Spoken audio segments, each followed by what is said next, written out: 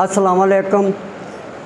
खानदानी शफाखाने वालों हकीम बाबा अब्दुल हमीद हाज़िर है थोड़े वास्ते एक दिमाग वास्ते तोहफा लैके आया। दिमाग की कमज़ोरी है, दिमाग दी कई बंदे नज़ला ज़ुकाम भी हो जाता है, वो भी दिमाग की वजह नाल या दिमाग की सोच फिक्र परेशानियां नाल दिमाग की कोई भी परेशानी है उहदे वास्ते थानू एक तोहफा पेश करन लग्या। तो ये बनाओ, अल्लाह खैर करे, बनाओगे खाओगे याद करोगे। तो ये 3 चीज़ां मगज़ बादाम लेने हैं 10 गिरियाँ, उन्होंने पसा देना।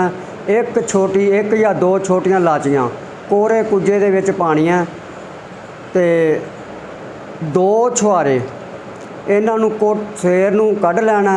छुहारियां दे विचों गिड़कां कढ़ देनियां, बादामां दे उत्तों छिलका उतार देना। इन्हों चंगी तरह रगड़ के ते खा के उत्तों पाइया दुध पी लेना।